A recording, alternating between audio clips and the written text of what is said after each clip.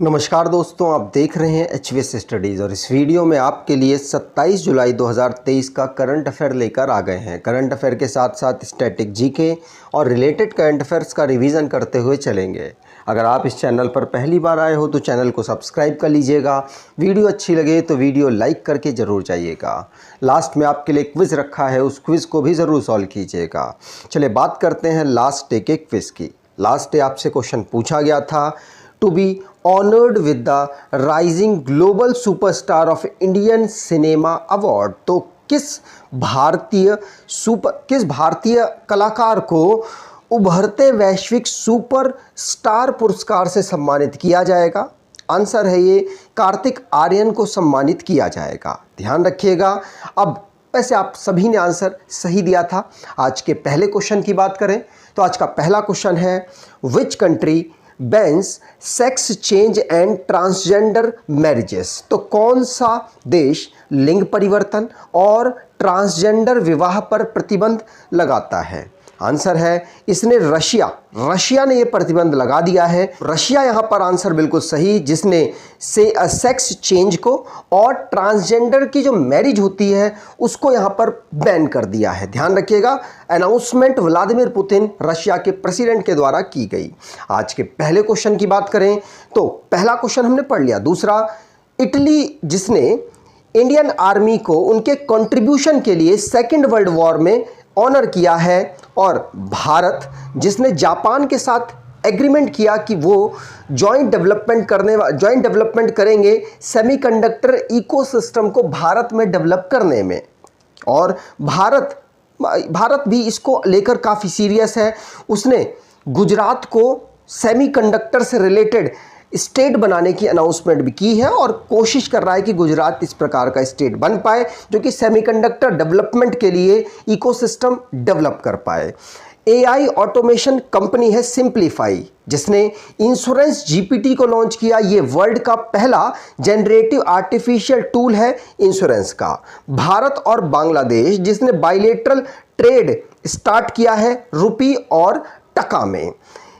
किर्गिकोस Mitsotakis ये new democracy party के prime minister बने हैं ग्रीस में।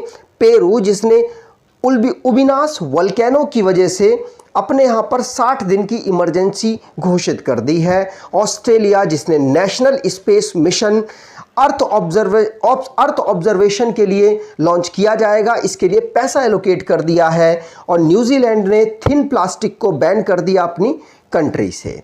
अगला question, who has been appointed as the chief justice of Bombay high court. आपको पता है बॉम्बे हाई कोर्ट के माध्यम से महाराष्ट्र के केसेस को, गोवा के केसेस को और दादर नगर हवेली और दमन दीव इनके केसेस को हैंडल किया जाता है। अब इसके कौन चीफ जस्टिस बने हैं?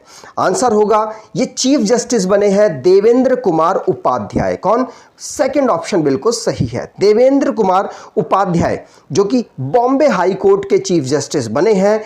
इनके साथ ही एक और अपॉइंटमेंट हुआ है आंध्र प्रदेश हाई कोर्ट का। तो आंध्र प्रदेश के हाई कोर्ट के चीफ जस्टिस कौन बने हैं? तो धीरज सिंह ठाकुर। यहां पर आप धीरज सिंह ठाकुर को देख पा रहे होंगे, ये देवेंद्र कुमार उपाध्याय हैं। ध्यान रखिएगा, देवेंद्र कुमार उपाध्याय और ये चीफ जस्टिस बने बॉम्बे हाई कोर्ट के, और धीरज सिंह ठाकुर ये बने हैं chief justice Andhra Pradesh high court के।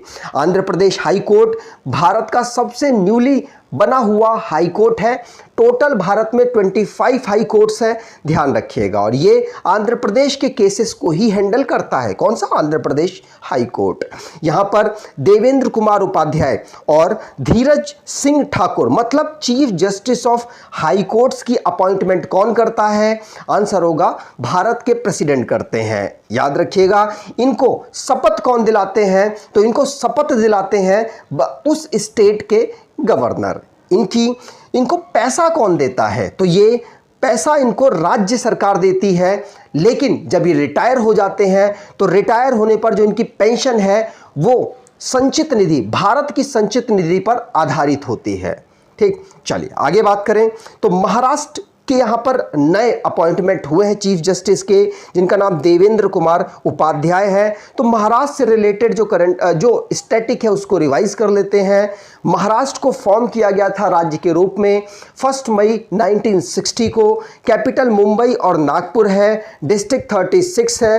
गवर्नर रमेश बैस है।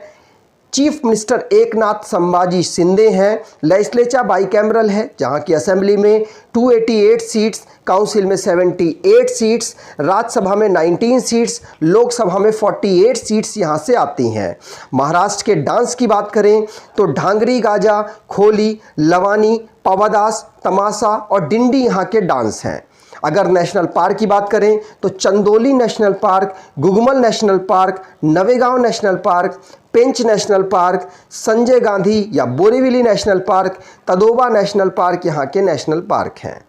अब यहाँ पर ये याद रखिएगा कि एक ये बाई कैमरल स्टेट है, इसकी लेजिस्लेचर बाई कैमरल है। भारत के टोटल 6 राज्य ऐसे हैं जिनकी बाई कैमरल जो लेजिस्लेचर है वो है। अगर कोई आप ई बुक देख रहे हैं जो कि आपके करंट अफेयर्स को कवर करे रिसेंटली के, तो अक्टूबर से अप्रैल तक का करंट अफेयर ये ई बुक कवर करेगी। डिस्क्रिप्शन बॉक्स में लिंक है, अगर आप इसको परचेज करना चाहें तो परचेज जरूर करें, आपको बेनिफिट आपके आने वाले एग्जाम में मिलेगा। अगला question, which state had the highest crime rate against schedule caste groups in the year 2021? तो 2021 में या 2021 में किस राज्य में अनुसूचित जाति समूहों के खिलाफ अपराध दर सबसे अधिक थी? आंसर होगा सबसे अधिक अपराध दर अनुसूचित जाति में मध्य प्रदेश में 2021 में थी। पहले 2020 की बात करें और 2019 की बात करें तो एनसीआरबी के रिपोर्ट के अकॉर्डिंग राजस्थान पहले पर था और मध्य प्रदेश दूसरे पर था। इस बार 2021 की रिपोर्ट एनसीआरबी के द्वारा जारी की गई और इसमें मध्य प्रदेश टॉप पर रहा, ध्यान रखिएगा। एनसीआरबी का मतलब नेशनल क्राइम रिकॉर्ड्स ब्यूरो, इसके द्वारा ये डेटा तैयार किया गया, उसी के अकॉर्डिंग आपको बताया जा रहा है। यहाँ पर एनसीआरबी जो कि इंडियन गवर्नमेंट की एक एजेंसी है जो क्राइम से रिलेटेड डेटा को कलेक्ट करती है, इसको इस्टेब्लिश 1986 में किया गया था। अब रिसेंटली में जो हमारे रैंकिंग और रिपोर्ट से रिलेटेड क्वेश्चंस बने हैं उनको रिवाइज करते हैं। पहला क्वेश्चन पढ़ लिया। दूसरा, भारत जिसकी 80 रैंक थी किसमें? हेनले पासपोर्ट इंडेक्स में, इसमें टॉप पर सिंगापुर था, लास्ट अफगानिस्तान था। नीति आयोग के द्वारा एक्सपोर्ट प्रिपेयर्डनेस इंडेक्स जारी की गई जिसमें तमिलनाडु टॉप पोजीशन पर था। ग्लोबल पीस इंडेक्स जारी किया गया जिसमें भारत की रैंक 126 थी, भारत की रैंक 67 थी। एनर्जी ट्रांजिशन इंडेक्स में स्वीडन इसमें टॉप पर था। WEF के द्वारा इसको जारी किया गया। NTPC जिसने टीम मार्क्समैन को रिकॉग्नाइज किया और मोस्ट प्रेफर वर्कप्लेस ऑफ 2023 और 2024 का NTPC को दिया है। वियना जो कि ऑस्ट्रिया की कैपिटल है, best liveability city in the world, इसको पहली रैंकिंग मिली है। और भारत में कौन टॉप पर है? तो बेंगलुरु टॉप पर है। आकाशवाणी और दूरदर्शन जो कि most trusted electronic media organisation के रूप में कंट्री में उभरे हैं। रिलायंस 45th पोजीशन पर रहा है 2000 टॉप कंपनीज की लिस्ट में अकॉर्डिंग टू फोर्ब्स के द्वारा इस रिपोर्ट में टॉप कर गया मॉर्गन, ध्यान रखिएगा। अब अगला क्वेश्चन है, international day for the conservation of the mangrove ecosystem is observed annually on. तो मैंग्रोव पारिस्थितिकी तंत्र के संरक्षण के लिए अंतर्राष्ट्रीय दिवस प्रतिवर्ष कब मनाया जाता है? आंसर है ये मनाया जाता है 26 जुलाई को, जो कि मैंग्रोव इकोसिस्टम को कंजर्व करने की बात की जाती है और इसको कंजर्व करने के लिए इसके फायदे अलग अलग बताने की यहाँ पर कैंपेन्स भी चलाए जाते हैं। ये किसके द्वारा चलाया जाता है? तो यूनेस्को के द्वारा इन कैंपेन्स को ग्लोबली क्या बेनिफिट्स हैं इन मैंग्रोव इकोसिस्टम के, वो बताने के लिए चलाए जाते हैं। याद रखिएगा ये 26 जुलाई को हम इसका इंटरनेशनल डे ऑब्जर्व करते हैं। यूनेस्को के द्वारा इसको 2015 में अनाउंस किया गया और 2015 में पहली बार हमने इसको ऑब्जर्व किया था। अगला क्वेश्चन, उससे पहले यूनेस्को की बात करें तो इसका हेडक्वार्टर पेरिस फ्रांस में है। 16 नवंबर 1945 को लंदन यूके में इसको फाउंड किया गया था। ऑन्द्रे अजौले इसके डायरेक्टर जनरल हैं। अगला question, which Indian state is set to inaugurate the largest office space in single project globally. तो दुनिया में सबसे बड़ा और लार्जेस्ट ऑफिस स्पेस एक ही प्रोजेक्ट में बन रहा है, और ये कहां पर बन रहा है? आंसर होगा ये गुजरात के एक सिटी सूरत में इसको डेवलप किया जा रहा है। कुछ इस प्रकार से एक ऑफिस होगा जो कि दुनिया का सबसे बड़ा ऑफिस है, याद रखिएगा। नरेंद्र मोदी जी के द्वारा इसको इनॉग्रेट किया गया। सूरत डायमंड ब्रॉस की एक जगह है जहां पर लार्जेस्ट ऑफिस स्पेस माना जा रहा है कि ये होने वाला है, और ये सिंगल प्रोजेक्ट के लिए इसे बनाया गया। दुनिया में ये सबसे बड़ा है, ध्यान रखिएगा। जो सूरत डायमंड ब्रॉस है, इस कंपनी के लिए इसे बनाया गया। यहाँ पर डायमंड के काम वगैरह होंगे, ध्यान रखिएगा, पूछा जा सकता है। और मुंबई और सूरत के बीच में डायमंड का व्यापार भी होता है, तो इससे मदद भी व्यापारियों को मिलने वाली है। अगला question, heli summit 2023 and RCS Udan 5.2 were inaugurated in which state. तो हेली समिट 2023 और उड़ान 5.2 को कहां पर, किस राज्य में इनॉग्रेट किया गया? तो हमारे जो इस समय पर उड्डयन मंत्री हैं उनके द्वारा इसको लॉन्च किया गया। आंसर होगा इसे मध्य प्रदेश में लॉन्च किया गया।